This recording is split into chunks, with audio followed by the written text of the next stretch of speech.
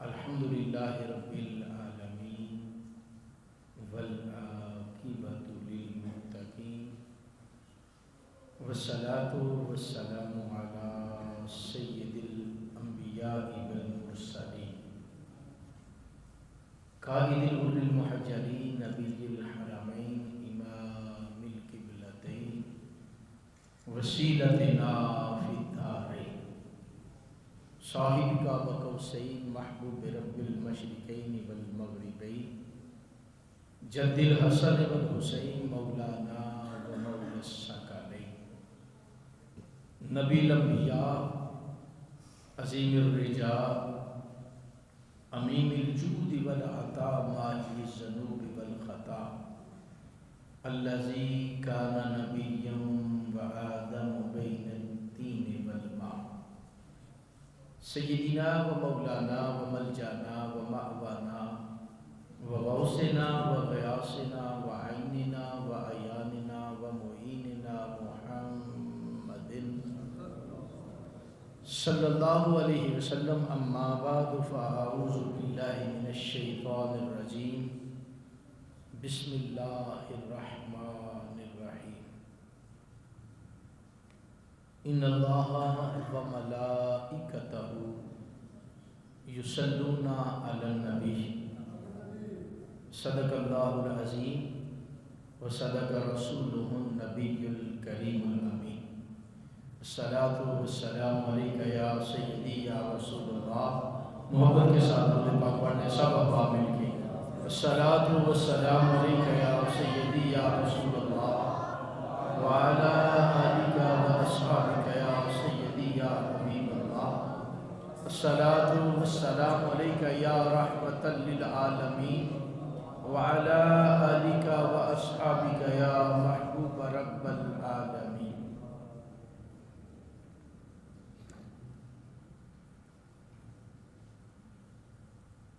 حمد و صلات کے بعد نہایت ہی قابل صد احترام معزز و محترم سامعین و حاضرین کرام برادران اسلام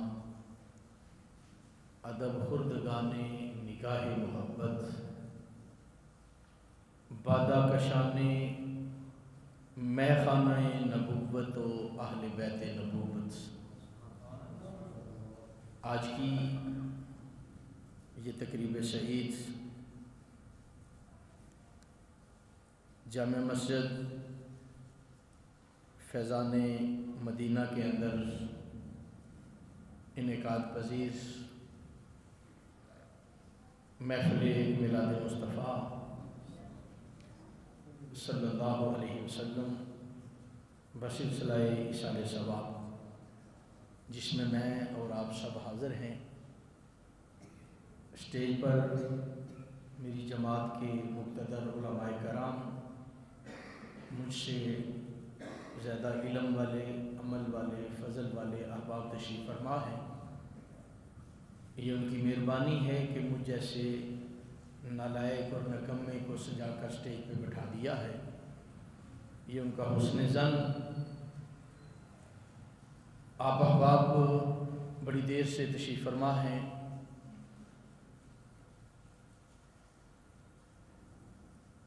میری یہاں حاضری کا سبب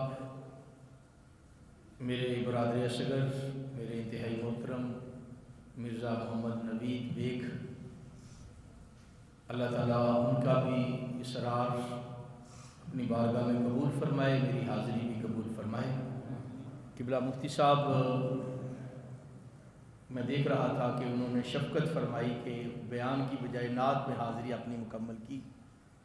میرا تو جی چاہتا تھا کہ ان کا بھی کچھ کلمات ہم سماعت فرماتے۔ نعت خوانوں سے آپ نے نعت بھی سنی، تلاوت بھی سنی، بڑی دیر سے آپ تشریف فرما ہیں، اور میں جانتا ہوں کہ آپ کے اس علاقے کی جو محفل ہوتی ہے نا، وہ ٹائم کی بڑی پابندی ہوتی ہے، کیونکہ میں اکثر تقریباً یہ تو میرا اپنا علاقہ ہے، آتا جاتا رہتا ہوں پاکستان میں، پنجاب بھر میں، دیگر علاقوں میں، ہر علاقے کا اپنا اپنا ایک رواج ہوتا ہے، اور یہاں کا میں جانتا ہوں کہ سرائے عالمگیر کا جو رواج ہے نا، وہ ٹائم کے بڑے پابند لوگ ہیں۔ یہ بھی اچھی بات ہے، اللہ تبارک و تعالی ہمیں وقت کی پابندی کی توفیق عطا فرمائے۔ میں انشاءاللہ مختصر سے وقت میں جتنا آپ خوش ہو کر سنیں گے چند باتیں آپ سے کروں گا، اور انشاءاللہ پھر قبلہ مفتی صاحب سے، علماء سے ہم دعائیں لیں گے۔ آ میرے دل آمنہ کے لال کی باتیں کریں، سارے نہیں سبحان اللہ بولے، جو آمنہ کے لال کی باتیں کرنے آئے ہیں وہ سبحان اللہ بولیں گے انشاءاللہ۔ ماشاءاللہ، اللہ آپ کو سلامت رکھے۔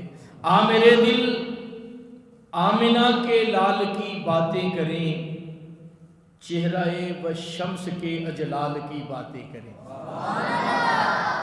آ میرے دل آمنہ کے لال کی باتیں کریں، چہرہ و شمس کے اجلال کی باتیں کریں، اور شوق کی باتیں کریں، ذوق نہاں تازہ کریں۔ شوق کی باتیں کریں، ذوق نہاں تازہ کریں، چارہ درد دل بے حال کی باتیں کریں۔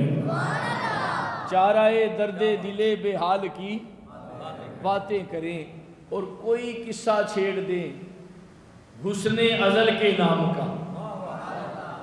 کوئی قصہ توجہ ہے نا، توجہ ہے نا۔ میرے ساتھی، میرے رفیق صبر کہہ رہے تھے کہ کمال محبت اہل سنت کی کہ جب چاہے میلاد کی محفل سجا لیتے ہیں۔ یہ اللہ کا ہم پر فضل ہے، خوشی آئے پھر بھی میلاد مناتے ہیں، کوئی ختم پاک ہو پھر بھی میلاد مناتے ہیں، سالانہ ختم ہو پھر بھی میلاد مناتے ہیں، ہر وقت میلاد والے آقا کا ذکر کرتے ہیں۔ تو میں اسی بات سے یہ بات کر رہا ہوں، کوئی قصہ چھیڑ دے، ہم تو بہانہ تلاش کرتے ہیں۔ یہ میاں محمد بخش عارف کھڑی آپ کے ہمسائے کہتے ہیں، جو کسے دا عاشق ہوئے اسے دی گل کرتا، جو کسے دا عاشق ہوئے، بولے سبحان اللہ یار۔ میں مفتی صاحب کی طرح سر تو نہیں لگا سکتا، لیکن بات آپ کو سمجھا کے جاؤں گا انشاءاللہ۔ جو کسے دا عاشق ہوئے اسے دی گل کرتا، سہ سہ مکر بہانے کر کے مرنے ہو دے مرنا۔ یہ اللہ کا ہم پر فضل ہے، یہ اللہ کا ہم پر۔ دیکھیں نا، جس دور میں ہم بس رہے ہیں، یہ جو دور ہے مادے اور میدے کا دور ہے، اور یہ کس قسم کا دور ہے آپ جانتے ہیں۔ جو ہمارے اندر سیاسی بحران ہیں، جو معاشی بحران ہیں، جو ہماری معیشت کے بحران ہیں، خارجی اور داخلی جو ہمارے اوپر بحران لائے گئے ہیں، آج اللہ کا فضل نہیں کہ اللہ نے ہم ساری چیزوں سے آزاد کر کے اپنے گھر میں بٹھا رکھا ہے۔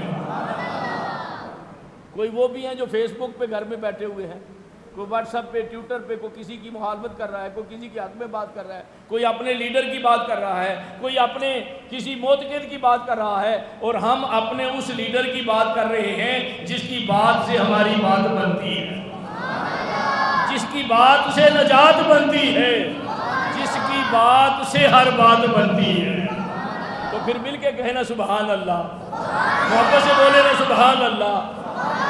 آ میرے دل آمنہ کے لال کی باتیں کریں، چہرہ و شمس کے اجلال کی باتیں کریں، شوق کی باتیں کریں، ذوق نہاں تازہ کریں، چارہ درد دل بے حال کی باتیں کریں، اور کوئی قصہ چھیڑ دے، توجہ میری طرف، کوئی قصہ، خواہ مصطفیٰ کے میلاد کا قصہ ہو، خواہ مصطفیٰ کی معراج کا قصہ ہو، خواہ مصطفیٰ کے آنے کا قصہ ہو، خواہ عرش پہ جانے کا قصہ ہو، نہیں سمجھے، خواہ 12 ربیع الاول کا قصہ ہو، یا 26 رجب کا قصہ ہو، لیلۃ القدر کا قصہ ہو، لیلۃ البرات کا قصہ ہو، ورود مسعود کا قصہ ہو، نزول اجلال کا قصہ ہو، بعثت مقدسہ کا قصہ ہو، مجیت مقدسہ کا قصہ ہو، آمد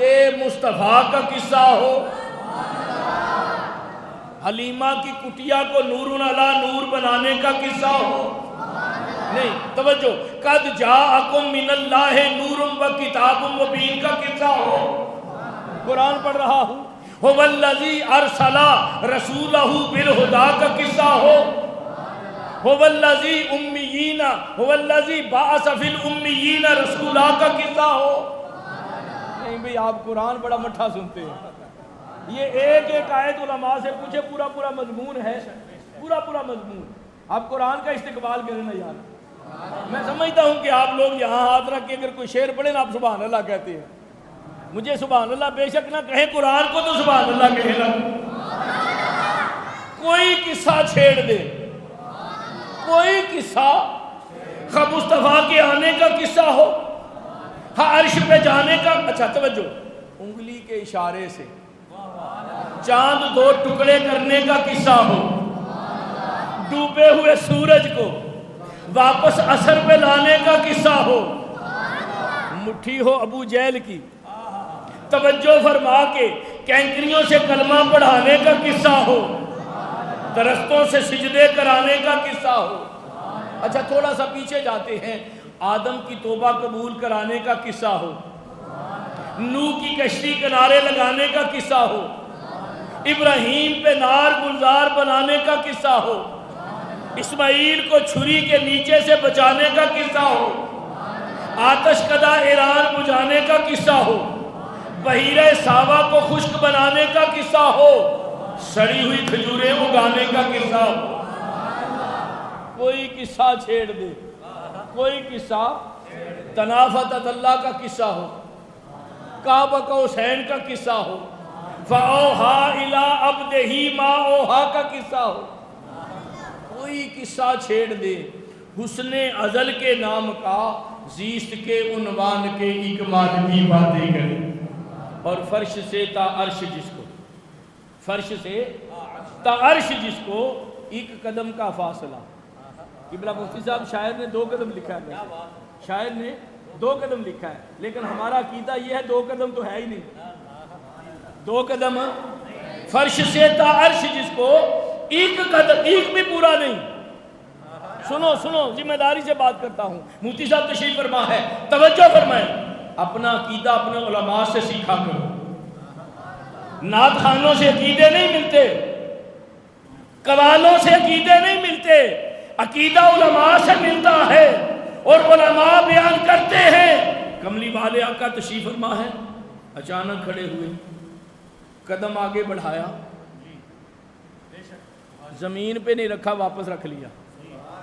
ڈاکٹر خادم صاحب پھر قدم آگے بڑھایا، زمین پہ نہیں رکھا، واپس رکھ لیا۔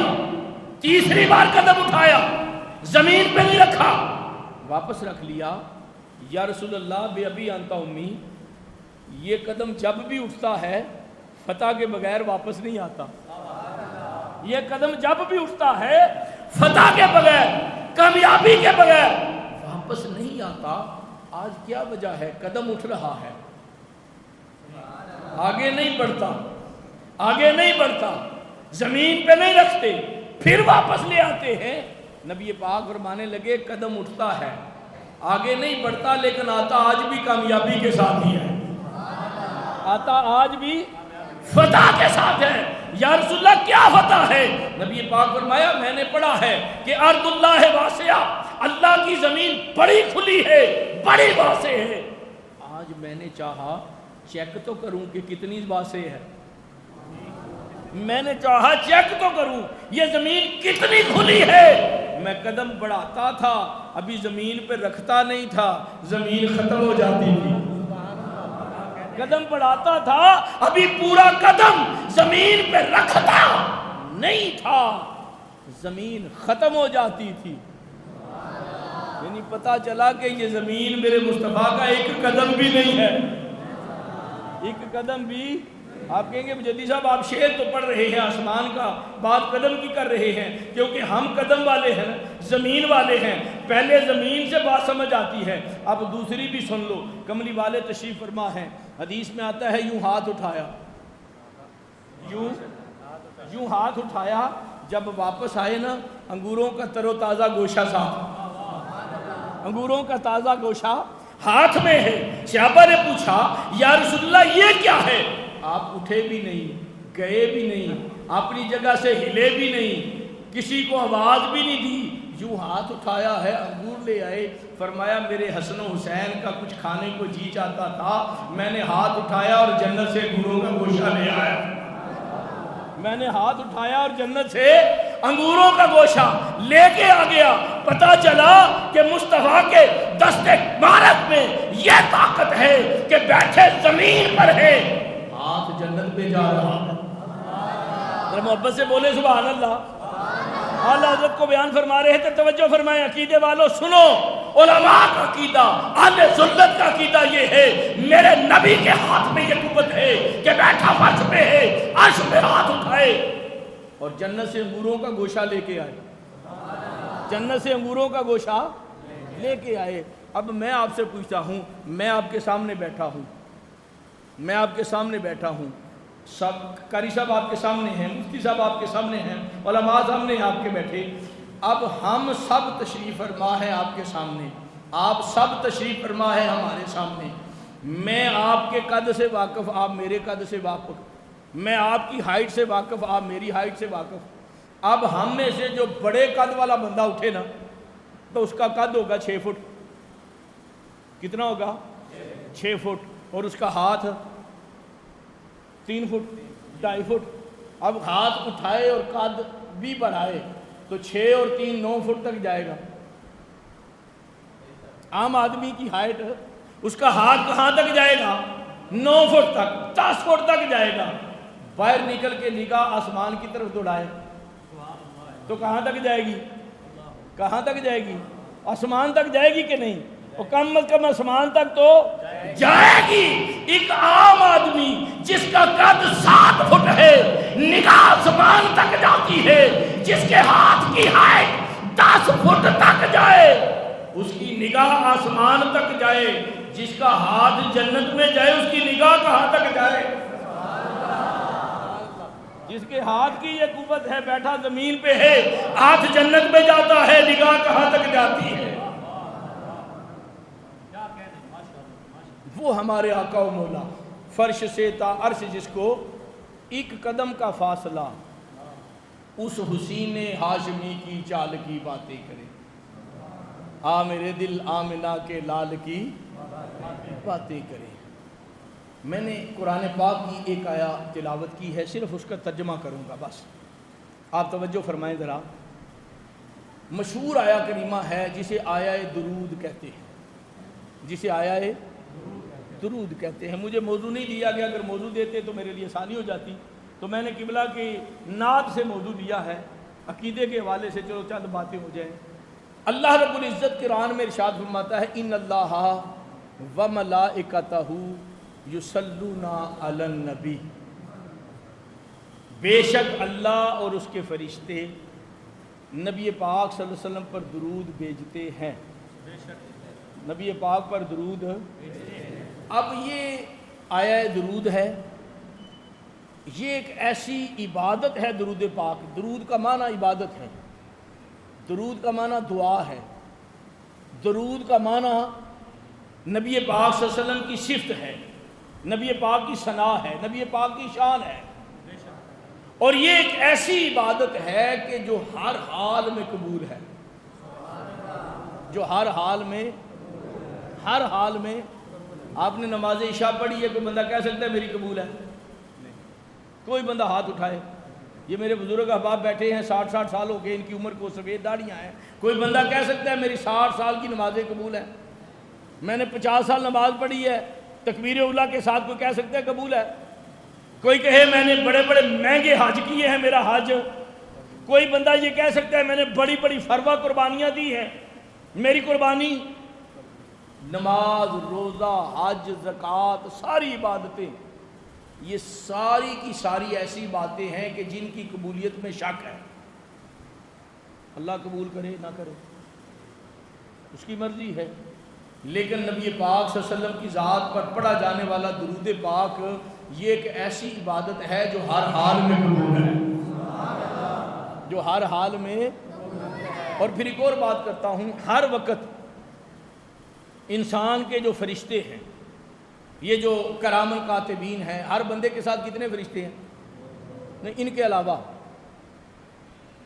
اسی لیے میں کہتا ہوں اپنے علماء کے پاس بیٹھا کریں، ہر بندے کے پاس حدیث کے مطابق 60 فرشتے ہوتے ہیں۔ کتنے؟ 60 فرشتے۔ یاد رکھنا، یہ بھی کام آئے گی آگے بات۔ ایک بندے کے ساتھ 60 فرشتے، لیکن 2 فرشتے ایسے ہیں جو ہر وقت اس کا حساب لکھ رہے ہیں،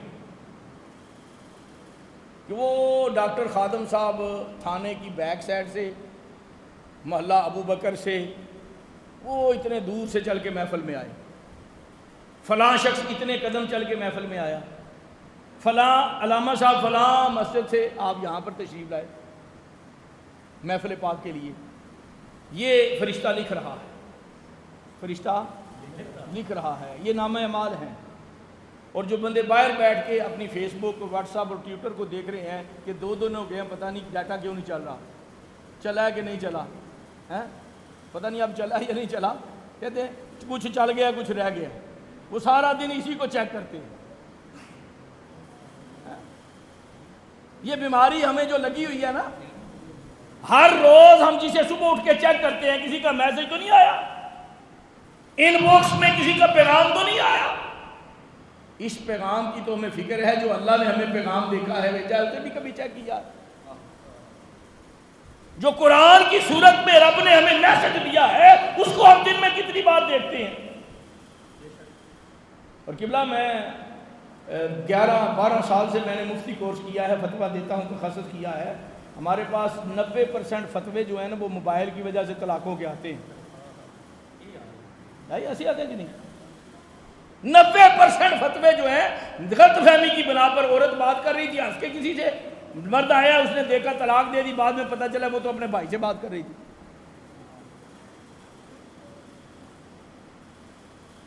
ہم اسے چیک کرتے ہیں، اور اس وقت جو اپنے موبائل کی فکر میں لگا ہوا ہے، اس کا بھی فرشتہ لکھ رہا۔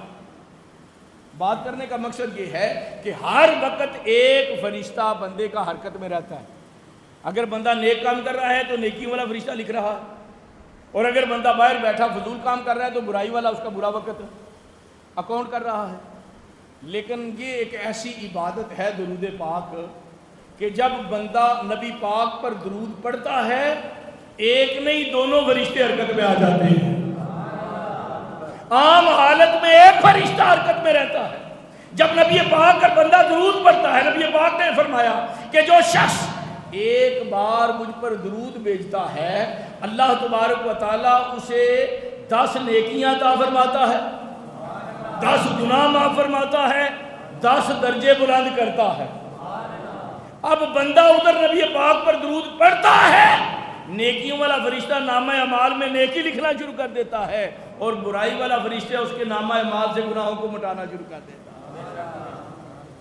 اور پھر آج ہمارے معاشرے میں نا اس پر بھی بڑی تنقید ہوتی ہے۔ درود پاک پڑھنے کا کہیں تو کئی لوگ جو ہیں منہ بناتے ہیں۔ قبلہ ہمارے گجرانوالہ میں دیوبند مکتب فکر کی ایک مسجد میں مجھے میلاد شریف پڑھنے کے لیے بلایا گیا۔ بلانے والے سنی تھے، مسجد کو وہ ڈونیشن دیتے تھے، ٹاؤن کے اندر وہ مسجد تھی، سنیوں کی ابھی مسجد نہیں بنی تھی، سب سے زیادہ پیسہ بھی انہوں نے دیا۔ اب کوئی بندہ اعتراض نہ کر سکا۔ جب میں میلاد کی محفل پڑھنے کے لیے گیا تو میں نے یہی آیا پڑھی، ان اللہ و ملائکتہ یصلون علی النبی، تو سارے میرے منہ کی طرف دیکھ رہے ہیں، اور میں کہا جڑا بھی آتا ہے درود پڑھ لو، جو بھی آتا ہے وہ پڑھ لو، درود ابراہیمی پڑھ لو۔ اب سب نے پڑھ لیا، واللہ باللہ وضو میں ہوں، مسجد میں بیٹھا ہوں، ممبر رسول پر بیٹھا ہوں، بادل نہ خاصہ پڑھا یا اچھی طرح پڑھا، سب نے پڑھا۔ اب پڑھنے کے بعد میں نے نبی پاک کا میلاد بیان کیا۔ میلاد میں نے بیان کیا نبی پاک کا حسب نسب، نبی پاک کی ولادت، نبی پاک کی شان، نبی پاک صلی اللہ علیہ وسلم کے قبیلے کی بات۔ اینڈ پہ میں نے پوچھا یار اس 3 چیزوں میں سے کون سی چیز حرام ہے؟ یہی میلاد ہے نا جسے آپ حرام کہتے ہو، اس میں کون سی چیز منع ہے؟ نبی کا حسب نسب، نبی کا قبیلہ، نبی کی شان، اسی کا نام میلاد ہے، اسی کا نام میلاد ہے۔ اور بعد میں وہاں کی مسجد کے مفتی صاحب جو تھے وہ مجھے گاڑی تک چھوڑنے کے لیے آئے۔ مقصد بات کا یہ ہے کہ ہم عقیدہ نعت خانوں سے سیکھتے ہیں. اس کا مطلب یہ نہیں کہ میں نعت خانوں کے خلاف ہوں. نعت بھی اعلیٰ حضرت کی نعت ہو جس طرح مفتی صاحب نے پڑھی ہے. کلام بھی کسی اعلیٰ کلام بندے کا ہونا چاہیے نا. یہ درود پاک کی بات ہوتی ہے. وہ کہتے ہیں جی ہم نہیں پڑھتے درود پاک. بھئی نماز میں تو پڑھتے ہو, بعد میں کیوں نہیں پڑھتے؟ نماز میں پڑھتے ہیں کہ نہیں پڑھتے؟ اور کس وقت پڑھتے ہیں؟ جس طرح مفتی صاحب بیٹھے ہوئے ہیں. کس طرح؟ یہ جس طرح مفتی صاحب بیٹھے ہوتا ہے. میں نے بزرگوں سے سنا ہے کہ جو اچھا شتربان ہوتا ہے نا, اونٹ والا, جب اس کا اونٹ مانتا نہیں نا کوئی بات, لوڈ اپنے اوپر بوجھ اٹھانے کے لیے وہ تیار نہیں ہوتا, تو وہ اچھا شتربان اسے بٹھاتا ہے. بٹھانے کے بعد اس کے گوڈے جوڑتا ہے, پھر ان کو رسی کے ساتھ باندھتا ہے اور پھر اس پہ بوجھ لاتا ہے. اب وہ ہلتا نہیں ہے. تو اللہ تبارک و تعالیٰ نے بھی ہمارا بندوبست کیا. کہتا ہے نہیں منتے نا تو میں بھی تمہیں اونٹ کی طرح بٹھا کے تواڈے کول درود پڑھاواں. بھائی دیکھیں, میں اختلاف کی بات نہیں کرتا نا, میرا اختلافی ذہن ہے, ہم اختلافی بات ہی نہیں کرتے. ویسے ہی درود پاک ایک ایسی عبادت ہے جو ہر حال میں قبول ہے, ہر کیفیت میں قبول ہے. بیٹھے ہوئے پڑھیں, چلتے پھرتے پڑھیں, صبح کو پڑھیں, دن کو پڑھیں, دوپہر کو پڑھیں, شام کو پڑھیں, جس وقت مرضی پڑھیں, قبول ہی قبول ہے. قبول ہی. اب اس کی آیت کی طرف آتے ہیں. اللہ فرماتا ہے, صرف آیت کا ترجمہ سن لیں, ان اللہ و ملائکتہ یصلون علی النبی. اللہ فرماتا ہے انا, بے شک. آیت کی ابتدا انا, انا بولیں, انا, انا اس کا معنی ہے بے شک. اس کا معنی ہے, چلو تواڈی زبان وچ پنجابی وچ شک تے کرنا ہی نہیں, شک نہیں کرنا, شک شک. یا اللہ تیری بات پہ کوئی شک کرتا ہے؟ پوچھے نا ذرا, یا اللہ تیرے گھر میں بیٹھے ہیں تیرے بندے, تجھ سے پوچھتے ہیں ہے کوئی جرأت مند کہ تیری بات پہ شک کرے؟ بھئی جو اللہ کی بات پہ شک کرے وہ مومن ہے, مسلمان رہتا ہے؟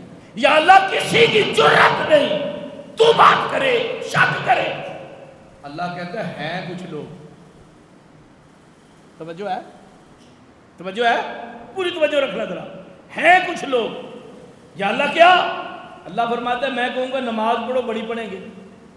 میں کہوں گا روزے رکھو, رکھیں گے. حج کرو, ہر سال کریں گے. قربانی دو, بڑی بڑی قربانی دیں گے. زکوٰۃ دو, زکوٰۃ دیں گے. لیکن جب کروں گا کہوں نا درود پڑھو, جب کہوں گا نا درود پڑھو تو پھر سوچیں گے کیڑا پڑھیے. توجہ نہیں کی آپ نے, کیڑے ویلے پڑھیے, نماز والا پڑھیے, اذان تو پہلے پڑھیے, اذان تو بعد پڑھیے, درود ابراہیمی پڑھیے, درود لکھی پڑھیے, درود خضری پڑھیے, درود تاج پڑھیے. اللہ فرماتا ہے اسی لیے تو میں نے کہا ہے شک نہیں کرنا, شک نہیں کرنا. جب میں کہہ رہا ہوں درود پڑھو تو بس درود پڑھنا ہے. جب میں کہہ رہا ہوں درود پڑھو تو بس درود. اب کیڑے والی بات بھی نہیں کہتے. نماز والا وہ تسی خود ہی کہندے ہو نماز والا ہے, خود ہی کہتے ہیں یہ تو نماز والا ہے. بھئی نماز والا تو نماز والا ہے, کوئی باہر والا بھی ہو, سمجھے کہ نہیں؟ ایک ہے ہی نماز والا, باہر والا بھی ہونا چاہیے. اللہ فرماتا ہے بس ان اللہ, شک نہیں کرنا. جب تمہیں حکم ہو نا درود پڑھو, بس میرے نبی پہ درود پڑھنا ہے.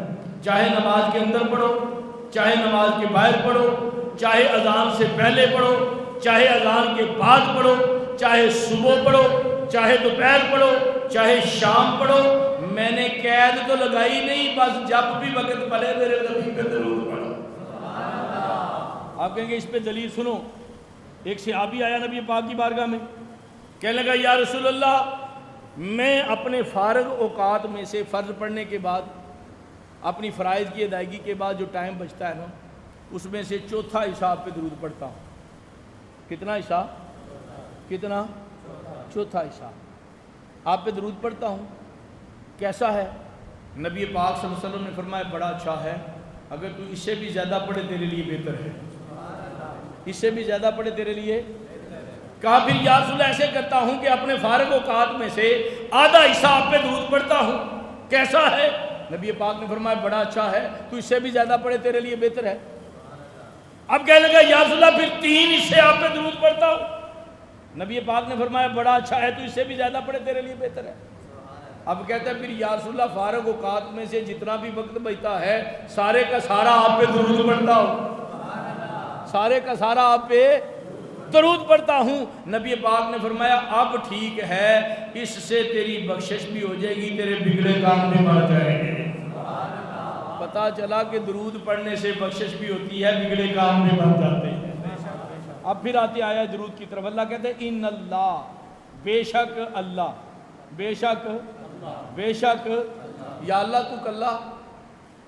اللہ کہتا ہے نہیں ہے میں کلّا، کل ہو واللہ ہو احد، ہے میں کلّا، لیکن درود پڑھنے چ کلّا نہیں، درود پڑھنے چ کلّا۔ اچھا اللہ کنے کہنا اگے پڑھ پھر، ان اللہ و ملائکتہ، میں اور میرے فرشتے، میں اور میرے فرشتے۔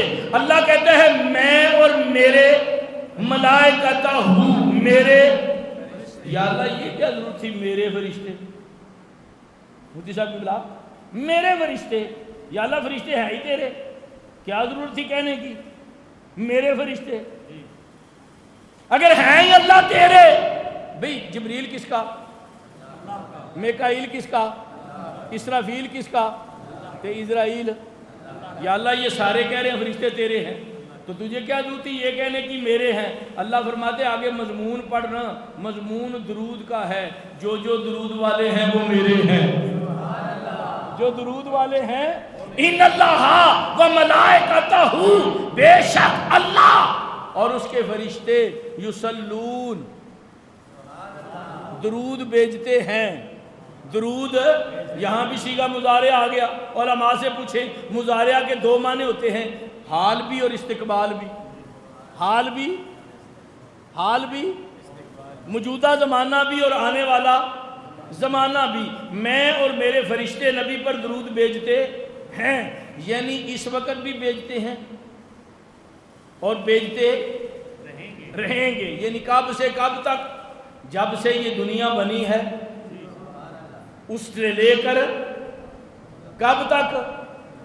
نا نا نا نا نا یہ نہیں بات توجہ، دنیا تک نہیں محدود کرنا، قیامت تک بھی محدود نہیں کرنا، کیونکہ یہ صرف درود ہم نہیں پڑھ رہے نا، میں نے پہلے بات کی تھی نا فرشتے بھی درود پڑھتے ہیں، اور کتنے فرشتے ہیں وہ بھی تعداد میں نے بتائی، ہر بندے کے ساتھ 60 فرشتے ہیں، اگر 10 لاکھ بندے ہوں تو 60 لاکھ فرشتے ہو گئے، 6 لاکھ فرشتے ہو گئے، نہیں 10 لاکھ بندے ہیں تو ہر بندے کے ساتھ 60 فرشتے، کتنے فرشتے ہوئے؟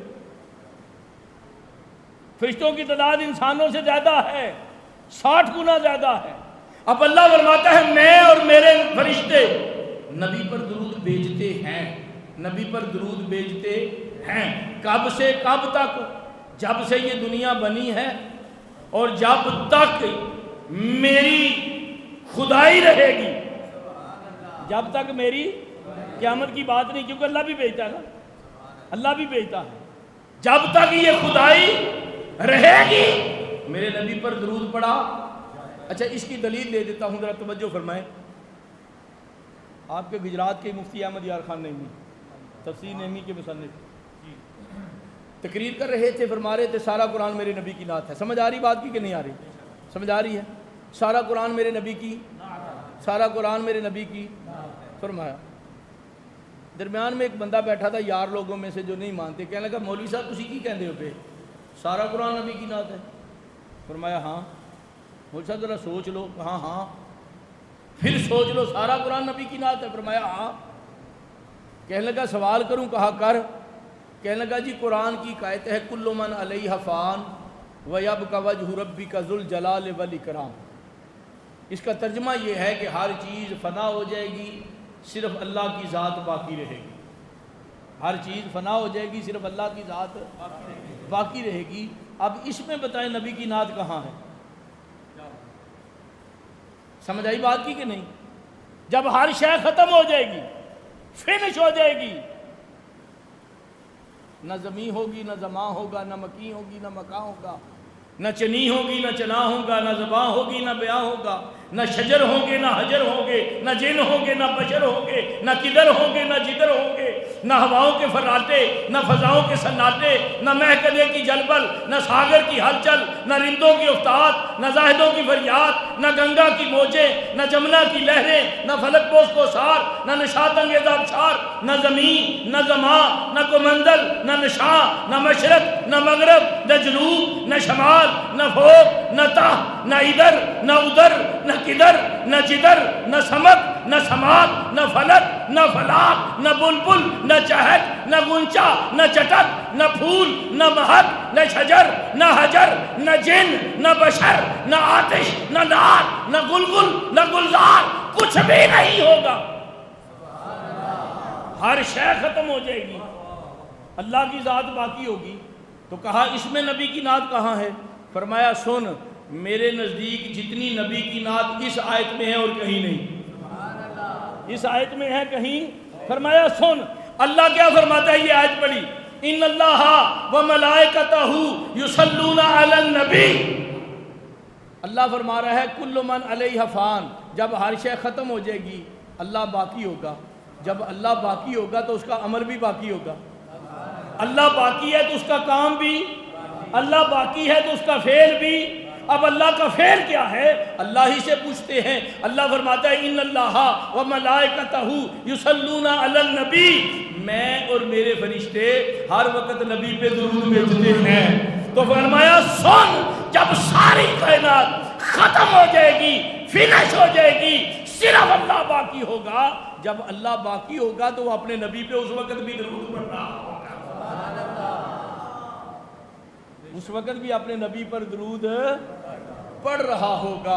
اور میاں محمد بخش عارف کڑی نے نہیں کہا زیراں زبراں شدہ مداں، زیراں زبراں شدہ مداں سب شان تیری وچ آئیاں، عامہ لوکاں خبر نہ کائی خاصاں رمضان پائیاں۔ تو پتہ چلا جب سے خدا کی خدائی ہے اور جب تک خدا کی خدائی رہے گی، میرے مصطفیٰ کی مصطفائی جب تک خدا کی خدائی ہوگی، نبی پر درود پڑھا، نبی پر درود۔ اب توجہ فرمائے، یصلون علی النبی، بات ختم ہوگی، ترجمہ ختم ہو گیا، توجہ فرمائے، یصلون علی النبی، درود بھیجتے ہیں نبی پر۔ علی النبی کا مطلب ہے نبی کے اوپر، نبی کے، یہ گلدستہ پڑا ہے ٹیبل کے، گلدستہ پڑا ہے ٹیبل کے، یہ گلاس پڑا ہے ٹیبل کے اوپر، علی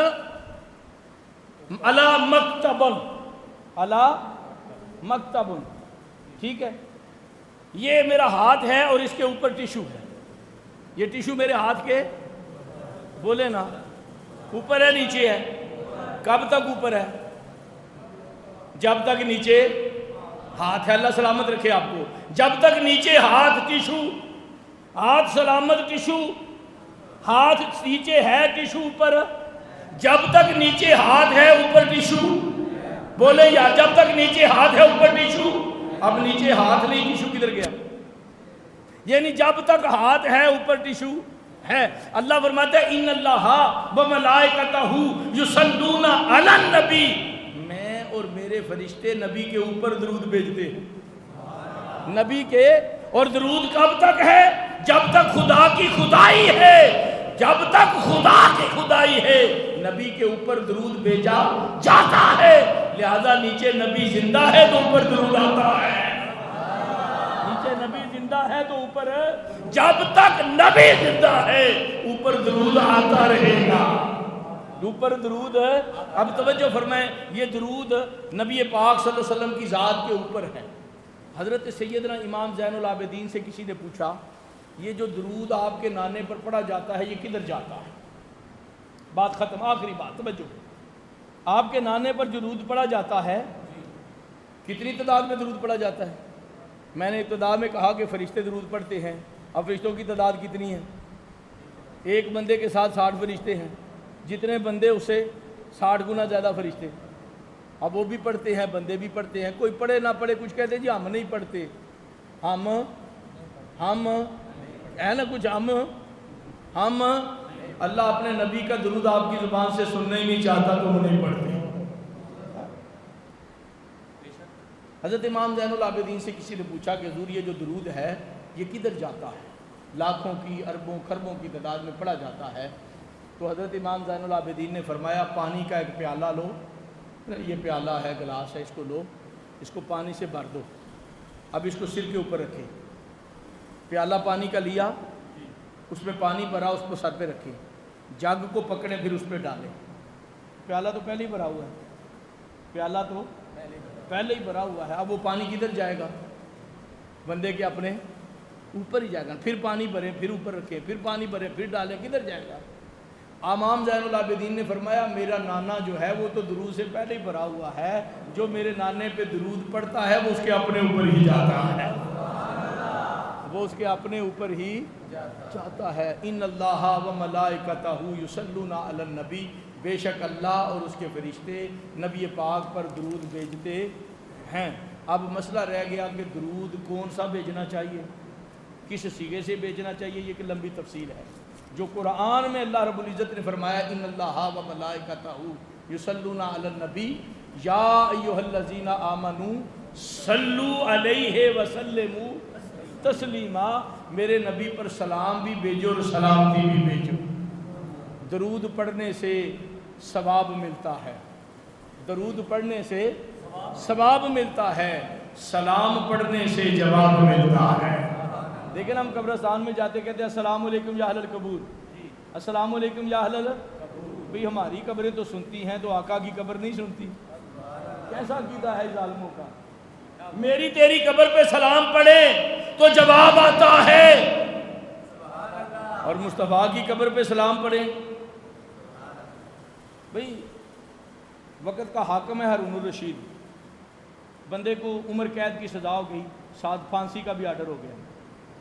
تختہ دار پر جب لے کے گئے نا پھانسی دینے لگے تو اس سے پوچھا جاتا ہے تیری آخری کوئی خواہش ہے؟ کہنے لگا ہاں جی ہے۔ کہا کیا خواہش ہے؟ کہنے لگا میں بادشاہ سے ملنا چاہتا ہوں۔ لے گئے بادشاہ کو، کہا آخری خواہش پوری کرتے ہیں۔ بادشاہ سلامت یہ کہتا ہے میری آخری خواہش ہے آپ سے ملنے کی۔ بادشاہ کے پاس گیا، بادشاہ نے کہا ہاں، جاتے ہی کہتے ہیں السلام علیکم۔ بادشاہ نے کہا وعلیکم السلام ورحمۃ اللہ وبرکاتہ، کھڑا ہو گیا۔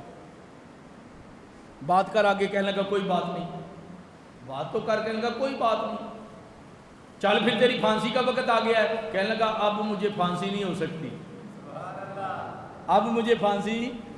کہا کیوں نہیں ہو سکتی؟ کہا تو نے سنا نہیں بادشاہ کہے تجھ پر سلامتی ہو، جسے بادشاہ کہے تم پر سلامتی ہو تجھے پھانسی دے۔ اب بادشاہ بھی بڑا سمجھدار تھا، کہنے لگا بات تو ٹھیک ہے، ایک طرف میں دعا دوں اور دوسری طرف پھانسی دوں، کہا اسے آزاد کر دو۔